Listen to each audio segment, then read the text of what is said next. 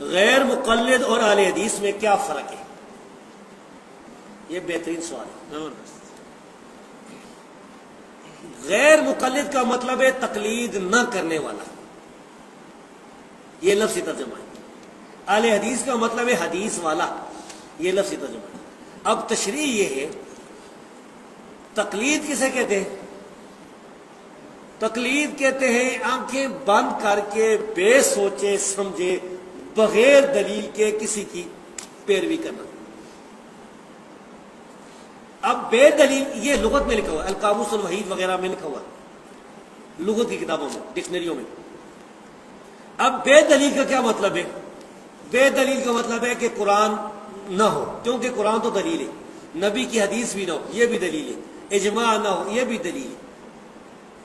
تو یہ قرآن، حدیث، اجماع، اور اسی طرح اس میں اور بھی ہے، عامی کا مفتی کی طرف رجوع کرنا، قاضی کا گواہوں کی طرف جو ہے گواہوں سے گواہی سن کے فیصلہ کرنا۔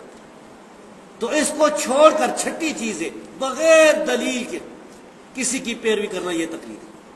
تو اب غیر مقلد اسے کہتے ہیں جو بے سوچے سمجھے بغیر دلیل کے آنکھیں بند کر کے کسی کے پیچھے نہ چلے۔ اب ان کی قسمیں ہو سکتی ہیں۔ اب ایک اہل حدیث بھی غیر مقلد ہو سکتا ہے جو تقلید نہیں کرتا۔ اب ایک کو پرویزی بھی جو ہے غیر مقلد ہو سکتا ہے۔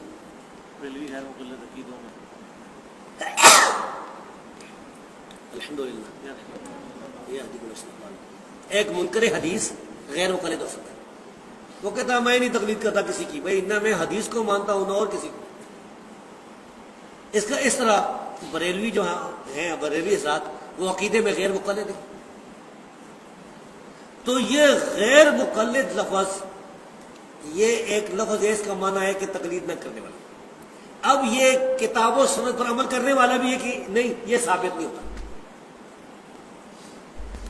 اہل حدیث کہتے ہیں حدیث والے کو، حدیث والے دو لوگ ہیں، یا تو محدثین کرام ہیں جنہوں نے حدیثیں سنی تھیں، حدیثیں لکھی تھیں، حدیثوں کو یاد رکھا تھا، پڑھایا تھا، حدیثوں کے مدرسے چلائے تھے۔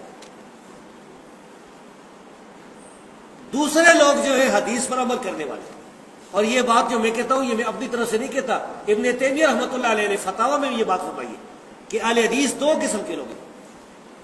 اب یہ جو محدثین تھے، یہ جو حدیث پر عمل کرنے والے تھے، ان لوگوں کا منہج کیا تھا، یہ کس طرح عمل کرتے تھے؟ بھائی یہ لوگ قرآن کو مانتے تھے، حدیث کو مانتے تھے، اجماع کو مانتے تھے، یہ سلف صالحین کے فہم پر کتاب و سنت پر عمل کرتے تھے۔ یہ اپنی مرضی کے مطابق قرآن حدیث پر عمل نہیں کرتے تھے، بلکہ جو صحابہ، تابعین، سلف صالحین سے ثابت ہوتا۔ تو اہل حدیث اس کو کہتے ہیں جو قرآن حدیث اور اجماع کو حجت سمجھتا ہے اور قرآن حدیث پر سلف صالحین کے فہم کی روشنی میں عمل کرتا ہے، اور اسی طرح سارے صحابہ کرام سے محبت کرتا ہے، صحابہ کرام کی گستاخی نہیں کرتا، جتنے بھی ثقہ تابعین تھے اور تبع تابعین تھے جو ثقہ تھے قابل اعتماد، ان سے محبت کرتا ہے، ان کا احترام کرتا ہے، کسی کی گستاخی نہیں کرتا، سلف صالحین کے منہج اور فہم پر ہے۔ اور باقی بھی جو باتیں، مثلا اللہ تبارک و تعالیٰ 7 آسمانوں سے اوپر عرش پر مستوی ہے، وہ ساری صفات ان کو کما یلیق بشان ہی کما یلیق بجلالہ مانتا ہے، وہ اہل حدیث ہے۔ اہل حدیث علیحدہ چیز اور غیر مقلد علیحدہ۔ اور یہ لوگ جو ہے یہ ہمیں غصے سے گالیاں دیتے ہوئے غیر مقلد کہتے ہیں اہل حدیث کو، یہ جو مخالفین ہیں نا، یہ اس طرح کرتے ہیں۔ اور یاد رکھیں اللہ تبارک و تعالیٰ جو ہے نا، علی کل شیء قدیر، اللہ رب العزت نے ان لوگوں کو کس طرح ذلیل کیا۔ یہ ہمارے لیے یہ غلط لفظ استعمال کرتے تھے، یہ لفظ انہوں نے اپنے اماموں کے بارے میں استعمال کیا، غیر مقلد کے لفظ۔ در مختار کی شرح تحتاوی میرے پاس موجود ہے، اس میں لکھا ہے کہ امام ابو حنیفہ، امام مالک، امام شافعی اور امام احمد بن حنبل، تحتاوی نے لکھا ہے کانوا غیر مقلدین، یہ سارے غیر مقلد ہیں۔ اور اسی طرح مجالس حکیم الامت میں تھانوی کا یہ قول موجود ہے، انہوں نے کہا تھا امام ابو حنیفہ کا غیر مقلد ہونا یقینی ہے۔ تو بھائیو غیر مقلد علیحدہ چیز ہے، اہل حدیث وہ ہیں جو تقلید کے بغیر کتاب و سنت پر سلف کے صالحین کے منہج کی روشنی میں عمل کرتے ہیں۔